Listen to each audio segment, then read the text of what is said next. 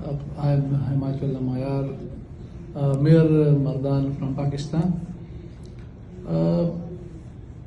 My question goes to all of the panelists, and that is, you know that the hate transforms into extremism into violent extremism, and then terrorism. But here we know that we have no agreed upon definition of hate speech, extremism and terrorism amongst the member states of the UN, because some of the states consider that to stop or to hate speeches, it will undermine the freedom under the guarantees freedom under the Constitution, the freedom of speech, freedom of expression. But you know that somewhere words, actions are allowed, and it is called as freedom of expression and considered as freedom of expression and freedom of speech. As you know that in Denmark, the holy book of Muslim law is desecrated and burned thrice. The anger and the ardor spread over all in the Muslim, and the Muslim agitated even the rulers of the Muslim and the Muslim people agitated over it.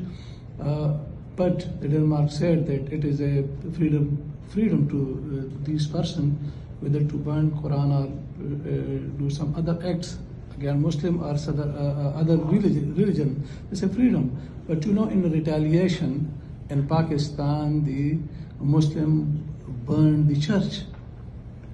But in Pakistan, the Pakistani government arrested those people, the offenders who burned the church, and they shall be prosecuted under the law. But there in Denmark, there's a freedom of freedom. So it's very contradicting, and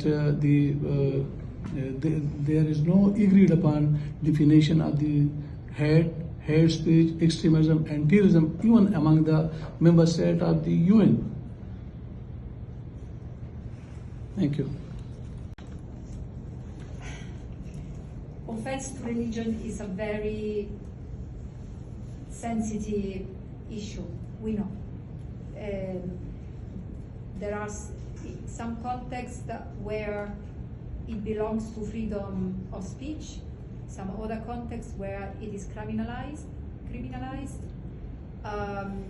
The position of the United Nations is that offense to religion should be prohibited when it reaches the threshold of incitement to discrimination, hostility, or violence.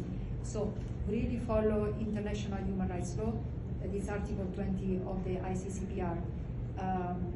We are very conscious of the tension that it's creating globally. The Secretary General has spoken out about it, especially in regard to the last case of the burning of the Quraan that happened in June. And the Human Rights Council has passed a resolution in July of this year about instances of offenses of hate speech that can incite violence, and the General Assembly has also passed a resolution that is focused on hate speech in July, that also included an element of religious-based hate speech.